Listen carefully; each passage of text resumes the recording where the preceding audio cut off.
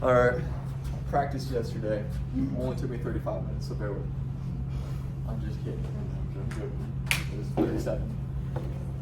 All right, so I'm going over the free throw, and I am Jimmy Scott. So, everyone's probably heard of basketball, I hope. But introduction to the free throw. You had James Naismith in about 1896 create the game of basketball, just a little peach basket and throwing the wackiest looking balls into it that you can imagine. But it was a 15-foot free throw that was first introduced.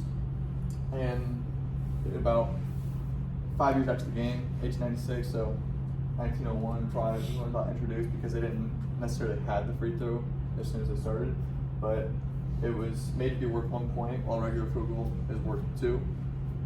For a little bit there in the beginning, they actually had it worth 2, but that kind of is counterintuitive to the game of basketball because it's the same amount of points you're shooting 2, more points for considering you shoot regular field goal and it's 2 points, so they lowered it to 1.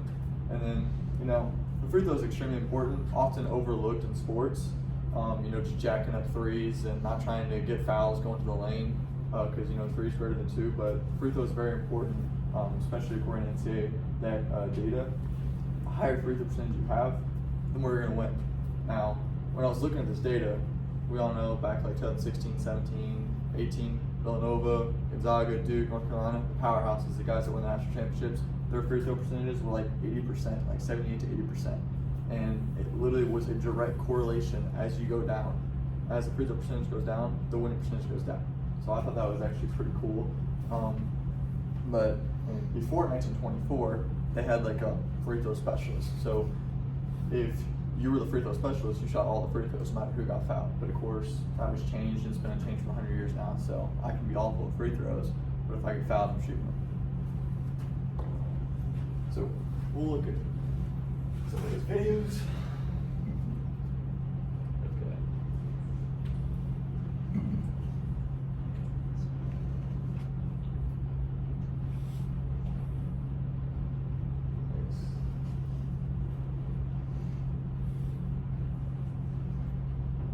So everyone kind of has their own setup. They can do different stuff. I'm not really that's not even a setup. It's different for every person, so that's not even included in the presentation. But that's what we care about right there.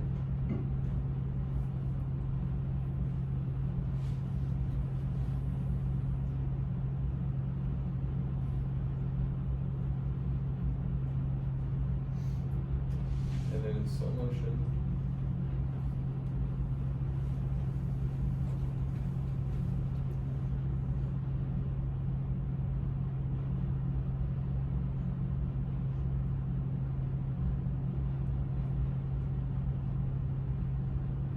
So really, as you can see there's kind of 4 different phases that you have with it.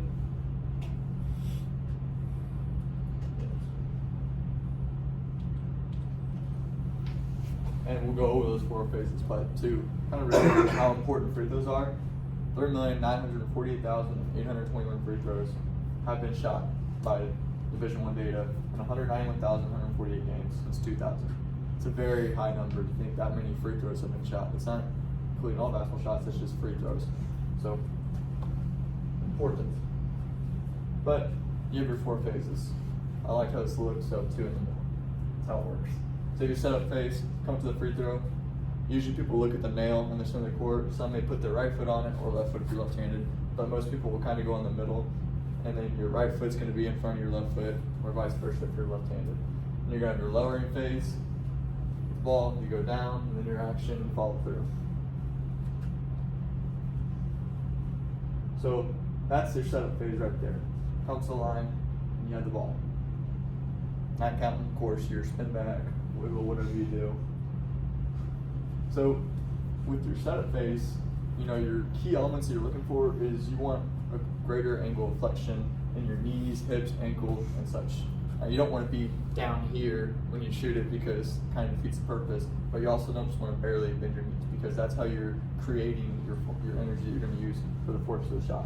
And then eye fixation on the rim is extremely important. This is a very big issue in youth sports and high school and all stuff, and even if you're just playing with friends, I often find that I accidentally stop looking at the rim, but eye fixation on the rim, of course, you throw it where you're looking, you dip where you're looking, you're going to shoot it where you're looking. It helps with accuracy. So, kind of some joints and muscles you'll see mostly eccentric through the setup phase, but you're going to have some flexion of the knees and of the hip. And for the knees, you're going to see vastus lateralis, your medialis, intermedius, medialis, and your rectus femoris. And then for flexion of the hip, you're going to see your gluteus maximus, your biceps femoris, and semitendinosus and semimembranosus. And then you'll have a little bit of flexion of the trunk, and that's going to be your rector spinae, your transversus spinalis, your interspinalis, and your quadratus lumborum. And then you're going to have some flexion of the elbow, and we'll get to it a little bit later, but kind of that flexion of the elbow kind of seem like it's isometric as you're going through, but of course, we'll get to it, the extension of it, it's going to be eccentric. So you're going to have your triceps brachii, and then your anconeus. Then you go depression of the shoulder girdle, it's just holding the ball, it's going to be your traps, and then your lavatory scapula and your rhomboids. So, we got your setup phase. You're up to the nail, free throw line, and you're ready to go into your layering phase. Now, some key elements and biomechanical factors to be in the lowering phase. Real quick, what I'll say is, a big problem in youth is that they'll lower it like this, and then as they're coming up, do that. That's using all your arms. When you're lowering, as this guy's doing, you're raising your arms up and you're extending this part of the body up so that you can get all that energy and all that force as you're shooting. And so a lot of kids just want to go and no, that's all your arms and you're going like that because you are not raising yourself. And that leads to a lot of error. But again, we're focusing on that greater angle of knee, hip, ankle flexion because this part of the body is still, getting that strain energy, it's loading. And also when you're doing this, when you're bending down, your center of gravity is now way in front of you. I'm off balance a little bit, but as you're bending down to create that energy to shoot the shot, you're raising yourself up. The center of gravity is right now in the middle of your base. So also eye fixation on the rim, I'll just beat it into your brains while I can right now. And then, like I just mentioned, a lot of strength energy. And you don't want to go insanely low because then that's just going to defeat the purpose. But that happy medium of not being too crazy, kind of limited range of motion, but a good range of motion where you get that nice middle strain energy, that's what we want right there. And then you're going to have your opposition force because your lower body is eccentrically contracting while top half is concentrically contracting. And then, of course, increased range of motion is going to allow you to be better in almost every sport you do. So, some joints and motions we see the same for flexion of the knees, your vastus lateralis, medialis, and intermedialis. And then, of course, rectus femoris, and then kind of same for the hips, your gluteus maximus, biceps femoris, and your semitendinosus, membranosus. And then you got your extension of the trunk. So this is where it's going to start to change. So that was concentric, that was eccentric, this is concentric as well, because that flexion of the knees. And now you're starting to get into the shots. So you have your rector spinae, transversus spinalis, interspinalis, and quadratus lumborum. And then you have your flexion of the elbows, which is still eccentric. You got your triceps brachii and anconeus. And then your flexion of the shoulders, which now you're not just down here, you're starting to bring those shoulders up for the shot. You got your deltoid anterior, your pec major, and your coracobrachialis. And you got also that upper rotation of the shoulder girdles, which is going to be your traps, serratus anterior, and that is concentric as well. So, a lot of muscles, a lot going on. Got elevation of the shoulder girdle as well. You're going up, which this guy has an insane amount of. He's like this, which is kind of weird. I was like, this guy is kind of different because I'm just like that. I'm sure most people are, but his shoulders next to his ear. Dude's flat. Traps are just humongous thing. But here your elevation of your shoulder girdle, traps, levator scapula, rhomboids, and that's concentric. And then your extension of your neck. Now, I was kind of thinking if I should put this one or not because you don't really think extension of the neck when you're coming up, but you are. This guy's like kind of majorly. Some people may not really, because I in shooting camps back in the day, they kind of were telling me they're like, don't crazy extend your neck because in the basket, hard angle, but it's kind of hard not to extend it a little bit. So you got your rector spinae, splenius capitis, and cervicis, and then you got extension of both wrists, your extensor carpi radialis longus and brevis, and then your extensor carpi ulnaris, and that is concentric, all three of those. And then you're gonna have dorsiflexion of both feet. So originally in that setup phase, you're just kind of like this. But as you're lowering this part, extending this part, but as you're lowering, you're going to have dorsiflexion. That's going to be eccentric, and you're going to have your gastroc, your soleus, your plantaris, your tibialis posterior, and your flexor hallucis longus and digitorum longus. So now onto the action phase. So the release angle is where it's at. You're not shooting straight up, because if you're shooting straight up into the air, that's going to take a lot of force and a lot of energy to get that thing to come all the way to the basket. You're going to have to put a lot more work in it. But if you just shoot it like this, you got the rim like this, that's a lot lower degree of angle for the ball to go in there. Straight physics. But a happy medium, 51 to 56 degrees is what the nerds found out was like really good height release. So that's kind of what you want. You're gonna have your vertical release, but also your horizontal release. And what this means, lower mean velocity, don't exaggerate, 20.5, 24 feet per second. You're not shooting the ball like super crazy hard. Like you're shooting it, but you're not shooting it like super hard, because that's just gonna completely ruin everything in the fluidity that you have in your shot. So of course, eye fixation on the rim. Yep, went over that one. And then we kind of see Newton's first law here. The gravity is the reason why the ball has come back down. There's no one up there spiking the thing once it gets to the top of the shot or the arc. It's gravity pulling it down. And then we see Newton's third law. So as you are pushing into that court, it's producing an equal reaction in the shooting aspect of the free throw. So I'm pushing down to the court, and then as I go to shoot up, it's giving that force push up. And then you're using that strain energy that you just built up in your lowering phase. That is what you're using to shoot the shot. And then really an important factor, your left arm and wrist if you're right-handed, and vice versa, of course. So definitely don't want the thumb crap. That's bad. It creates spin the ball, but it also sends the ball that way at a lot of high chances. Your wrist needs to be extended, and you have the ball just right here. Really extend those fingers and just there for support, because a lot of times, and we can harp on what you need to do, and I don't practice it either. I get my thumb in there, I'll push it sometimes if it's hard, but that's how you affect the flight of the ball. So left wrist just needs to be extended for an accurate shot. And then, you don't want that forward trunk lean when you're shooting, because when you're shooting, if you have that forward trunk lean, you're off balance. Now, you just want a straight balance shot. Don't want the forward trunk lean. Really, there's only problems with forward trunk lean. No one's shooting backwards in the data. So that's just kind of what we talked about. And then weight transfer. You're weight transferring from the eccentric lowering phase into the action phase, and allows for better time and accuracy. And then Newton's second law.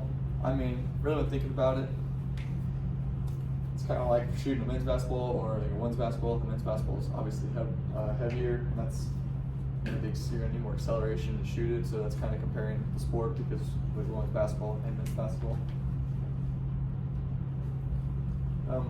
Joints motion. So you went from that dorsiflexion, and now you're plantar flexion. So that's concentric. Your gastroc, soleus, plantaris, tibialis posterior, and your flexor hallucis longus and digitorum longus. Now, not everyone, when they shoot a free throw, some people just stop right there, and some people, plantar flex.